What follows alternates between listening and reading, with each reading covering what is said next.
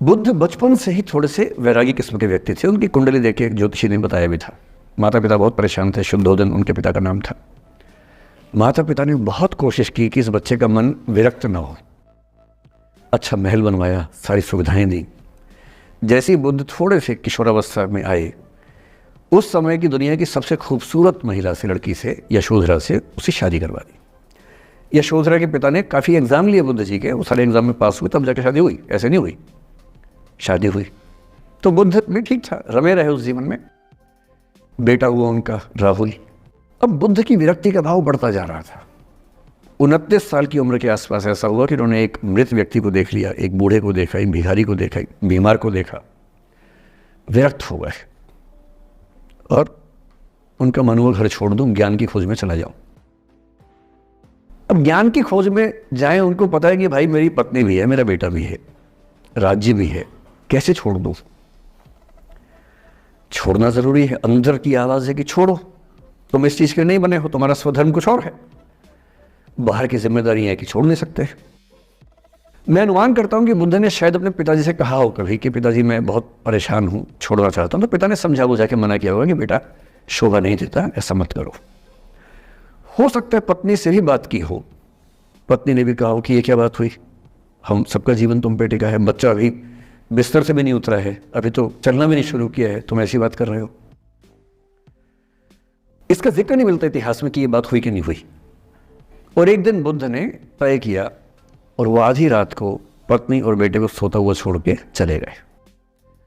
इसको बौद्ध परंपरा में महाभिनिष्क्रमण कहते हैं।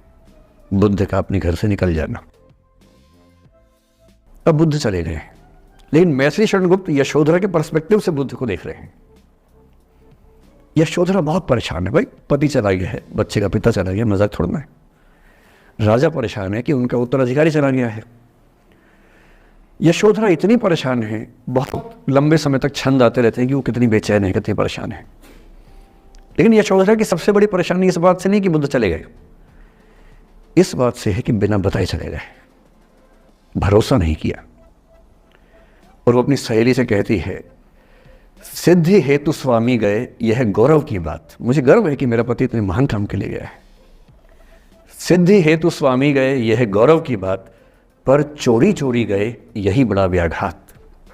सखी सखी वो मुझसे कहकर जाते, कह तो क्या वो मुझको अपनी पथ बाधा ही पाते, क्या मैं रास्ता रोकती उनका? उसके मन में ये मलाल है कि बिना बताए चले गए। वो इस भाव को लेट गो नहीं कर पा रही है, परेशान है। फिर बुद्ध को ज्ञान मिला। 6 साल की तपस्या के बाद बोधगया में बोधि वृक्ष के नीचे ज्ञान मिला। बात फैल गई।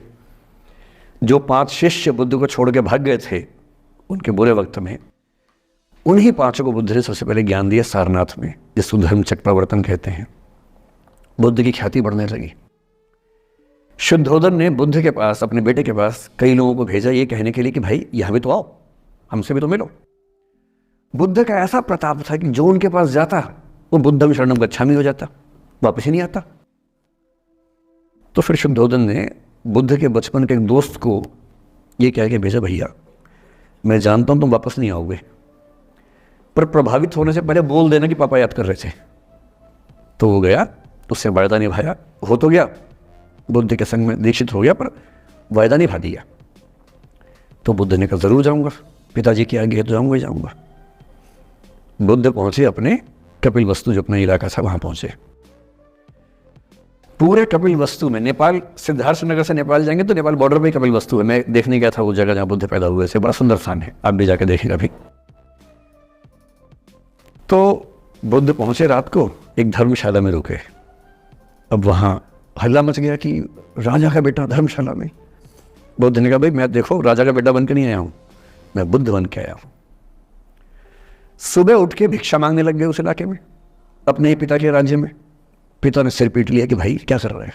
फिर बुद्ध ने सूचना भिजवाई कि मैं बुद्ध हूँ, बेटा हूँ संयोग से, ठीक है मैं आ रहा हूँ मिलने के लिए, पर मैं बुद्ध होके आया हूँ, मेरी चर्या है, नियम है, मैं भिक्षा से ही जीवन जीता हूँ। ठीक है, पिताजी ने कहा चल कोई बात नहीं। फिर बुद्ध गए पिता से मिलने, पिता से मिले, सबसे मिले, भरी सभा में। लेकिन यशोधरा नहीं आई मिलने के लिए, लेट गो नहीं कर पा रहे थे। उसके मन में दर्द था, छुप के क्यों गया, बता के जाता। बुद्ध ने पूछा पिता से कि यशोधरा कहाँ है, तो बोले कि वो कह रही है कि अगर बुद्ध मिलना चाहेंगे तो खुद ही मिलने आएंगे मुझसे, मैं क्यों जाऊंगी भाई, आत्मसम्मान भी तो कोई चीज़ है, मैं क्यों मिलने जाऊंगी। तो बुद्ध मिलने गए। सोचिए एक कमरे में यशोधरा बैठी है, राहुल साथ में। अब राहुल थोड़ा सा बड़ा हो गया है, 6-7 साल का है। बुद्ध गए हैं। अब आपके मन में आ रहा है कि बुद्ध वहाँ जाके बोलेंगे सॉरी मैंने गलत किया, I hurt you, I really feel sorry. बुद्ध है वो बुद्ध, वहाँ जाके क्या बोल रहे पता है, भिक्षाम देहि, भिक्षा दो। और यशोधरा कितनी महान महिला रही होगी, उसने अपने बेटे का हाथ बाप के हाथ में दे दिया।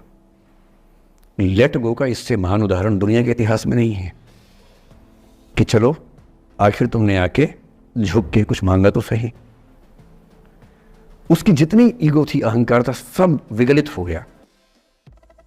और जो औरत परेशान थी कि मुझसे बिना बताया गया, उसने अपने बेटे को दे दिया कि इसको लेके जाओ, क्योंकि मैं जानती हूं कि तुम महान काम कर रहे हो, और तुम महान काम कर रहे हो तो मैं क्यों बीच में आऊंगी भाई।